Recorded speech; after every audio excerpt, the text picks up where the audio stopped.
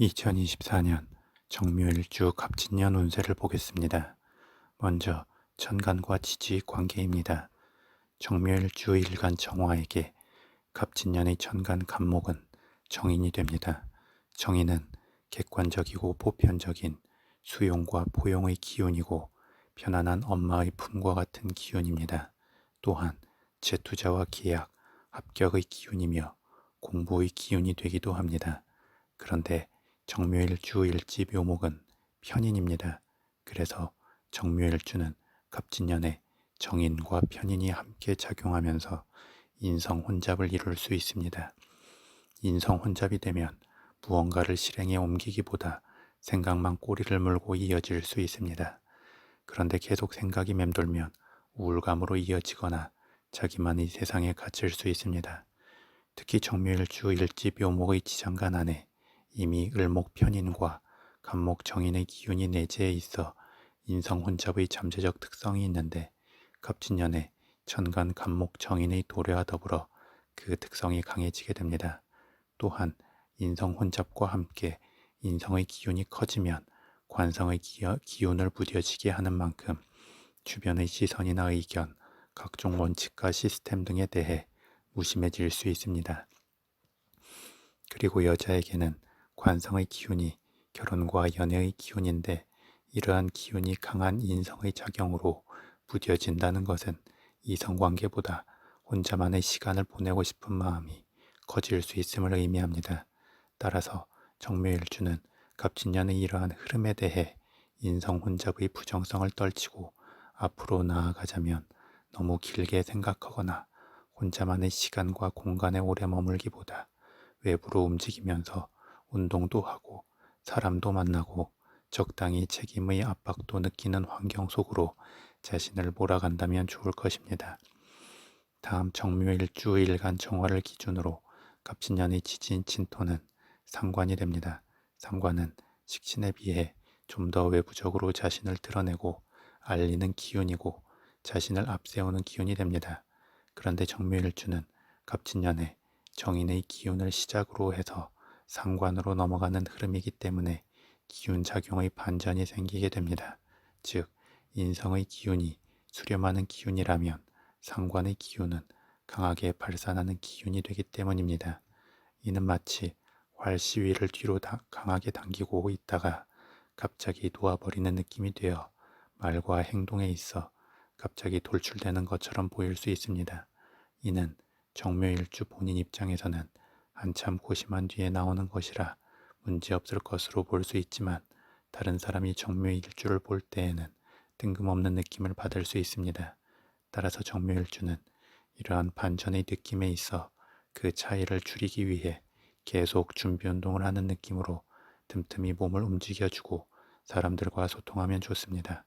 그러면 자연스럽게 인성 혼잡의 부정성에서도 벗어날 수 있고 상관의 흐름으로 이어질 때에도 다른 사람들에게 큰 어색함 없이 자신을 드러낼 수 있을 것입니다. 다음 정묘일주 일지묘목은 봄의 기운이고 갑진년의 지진 진토는 봄에서 여름으로 넘어가는 기운입니다. 또한 진토는 12지지의 흐름에서 묘목의 다음으로 오는 기운인 만큼 기운 흐름의 자연스러움이 있습니다. 더불어 진토는 수기운의 고지이기도 하기 때문에 정묘일주 일지인 묘목이나 갑진년의 천간인 갑목의 기운을 생하고 일간 정화의 기운을 빠르게 흡수하게 됩니다. 또한 진토가 봄에서 여름으로 넘어가는 기운이면서 음기가 완전히 닫히고 양기가 절정을 향해 가는 변곡점인 만큼 일간 정화가 살아나는 시작이기도 합니다. 따라서 이러한 기운 변화의 전환점을 지나는 흐름 중에는 자신의 일간 기운을 강화시키면서 중심을 잘 잡아야 합니다. 그렇지 않으면 양방향으로 출렁이는 파도에 휩쓸려 이리 갔다가 저리 갔다가 하면서 기운만 빠지고 주도권을 잡지 못할 수 있습니다. 따라서 정묘일주는 갑진년을 맞이하여 기본적으로 기초체력 강화에 힘을 쓰고 주변으로 자신의 기운을 살려줄 사람들과 함께하면 좋고 어떤 선택과 결정에 있어 뚜렷한 주관을 갖고 주체적 결정을 하면 좋습니다. 그러면 강하게 형성된 인성의 기운은 다양한 정보를 흡수하고 창의적 아이디어를 많이 만들어줄 것이고, 빠르게 흐르는 상관의 기운은 자신의 존재감을 드러내고 결실로 향하는 길을 넓혀줄 것입니다. 다음 신살의 작용을 보겠습니다. 정묘일주 일지묘목은 도화살의 기운이 됩니다. 그리고 일관 정화에게는 이 묘목 도화살의 기운이 편인이 됩니다. 그래서 정묘일주는 대놓고 자신을 드러내면서 외부로 자신의 매력을 드러내고 관심을 끌기보다 차분하게 자기만의 상상과 즐거움에 빠져 천진난만한 느긋함을 주변으로 퍼뜨리면서 자연스럽게 주위의 시선을 끌게 됩니다. 그렇게 순수하게 생동하는 매력과 모든 것을 품어줄 것 같은 포용의 느낌이 정묘일주의 강점이 됩니다. 하지만 단호한 결단력이 부족하여 선택의 템포가 느릴 수 있고, 주변의 사람과 상황에 끌려가면서 손해를 볼 수 있는 부분이 단점으로 작용합니다. 그런데 정묘일주의 특성은 좋은 사람과 나쁜 사람을 함께 끌어모으기 때문에 힘든 상황에서든 넉넉한 상황에서든 역시나 도움의 손길도 오고 자신의 것을 빼앗아가는 손길도 함께 오게 됩니다. 그럼에도 불구하고 어떻게든 긍정적으로 상황이 펼쳐질 것이라고 막연히 확신하면서 마음을 다독이고 일어서는 정묘일주의 특성이 결코 무너지지 않는 오뚜기 같은 힘이 됩니다. 다만 순수함이 매력인 정묘일주의 생각의 코드는 본인 스스로 악의가 없다고 해도 상대방의 기준에는 맞지 않는 경우가 생기면서 불쾌감을 줄 수 있기 때문에, 자신을 완전히 이해하는 사람이 아니라면 자신의 생각에 대한 확신을 굳이 다 표현하지 않는 게 좋습니다. 이러한 정묘일주에게 갑진년에는 진토 화개살의 기운이 도래합니다. 화개살의 기운은 잠재적 역량이 크고 고집과 뚝심이 강하며 명예를 추구하는 기운이 됩니다. 그리고 이 진토 화개살의 기운이 일간 정화에게는 상관이 되는 만큼 정묘일주는 자신의 잠재적 역량을 깨우고 적극적으로 그것을 발휘하면서 사람들의 인정을 받을 수 있습니다. 특히 진토의 기운은 수기운의 고지인데 일지묘목과 천간 간목의 압박과 일간 정화의 생을 받는 만큼 잠재된 수기운이 깨어나면서 일간 정화에게는 관성의 기운으로 작용할 수 있습니다. 이는 정묘일주가 갑진년에 본인이 의도하든 의도하지 않든 외부적으로 움직일 수밖에 없는 상황들이 생길 수 있음을 의미합니다.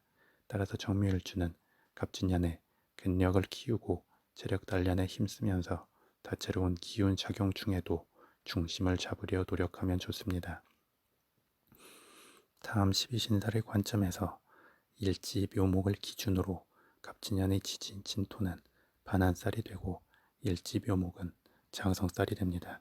반한살은 일명 안장살로도 불리우는데, 이는 말이 안장에 오르는 것처럼 높은 곳에 오른다는 의미가 됩니다. 그리고 이 반한살은 12운성론의 흐름에서 쇠에 비유되는 것처럼 12지지의 흐름에서 정점에 이른 장성살의 다음 흐름의 기운이 됩니다. 이는 정점에 이르렀던 강한 힘에 대한 여운은 남아있으면서 주변의 견제를 피할 수 있는 한 발짝 뒤로 물러난 상태가 됩니다. 그래서 12신살에서는 이 반한살의 기운을 12운성론의 건록이나 천울귀인 만큼 좋은 기운으로 보기도 합니다. 다만 모든 살은 양날의 칼인 만큼 반한살의 기운도 높은 위치에 오른 상태이기 때문에 그 위치에 따른 여유와 힘을 가질 수도 있지만 과시욕이 생기고 어세를 부리게 될 수도 있으며 자기 과신에 빠질 수도 있습니다. 특히 진토 반한살의 기운이 일간 정화에게는 상관이 되는 만큼 정묘일주는 갑진년의 말과 행동에 있어 너무 자신의 마음의 생각들을 직설적으로 펼쳐내 보이지 않도록 주의함이 좋습니다. 더불어 진토 반한살의 기운은 일지의 묘목 장성살의 기운을 조절해주면서 흐름을 이끌게 됩니다.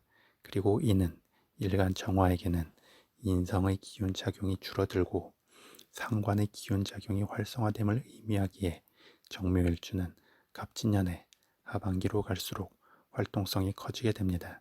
다만 지지에서의 기운들이 강하게 형성되는 만큼 그 기운들에 대한 제어력이 필요하기에 일간의 힘을 키우는 데에 꾸준히 힘을 쓰는 게 좋습니다.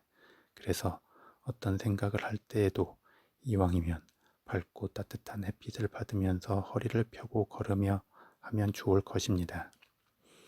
마지막으로 12운성론의 관점에서 보겠습니다. 정묘일주는 12운성론의 관점에서 병의 흐름이 됩니다. 병은 실제 병이 나는 것은 아니고 병이 난 환자와 같은 마음 상태를 가질 수 있다는 의미가 됩니다.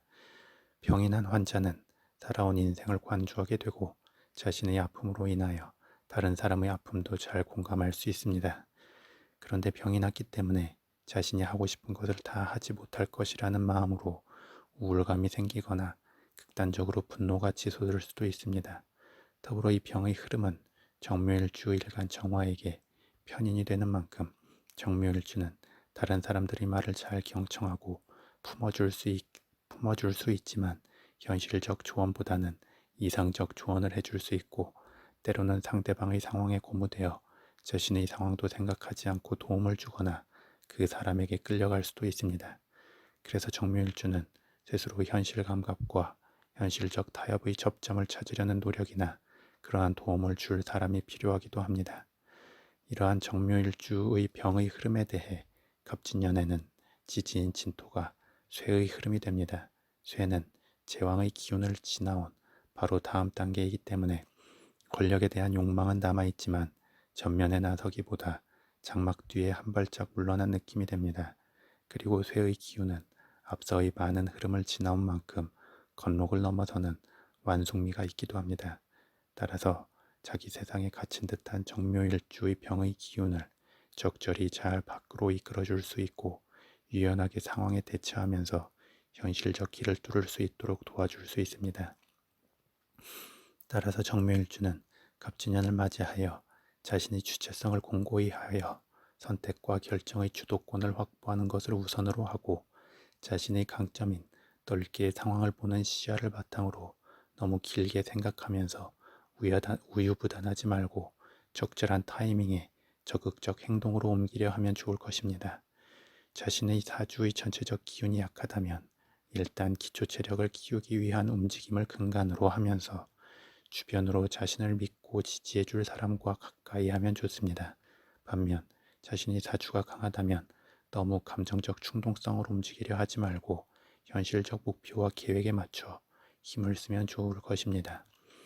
정묘일주에게 갑진년은 일주와 운세 흐름의 관계만 놓고 볼 때 일간의 기운이 파묻히는 감이 있지만 본인이 자신감을 가지고 적극적이고 투쟁적 느낌으로 자신의 기운을 강하게 세우려 한다면 탄탄한 기반을 바탕으로 꾸준한 생산성을 발휘하면서 결실을 풍성하게 할 수 있을 것입니다. 진정한 사랑은 명사가 아니라 동사라는 말처럼 진정한 부적도 단순히 어떤 상징물을 지니는 것이 아니라 필요한 것을 행할 때 제대로 된 작용력을 행사하게 됩니다. 그처럼 정묘일주도 갑진년에 적극성을 가지고 움직이고 활동하는 것이 진정한 부적이 되어줄 것입니다.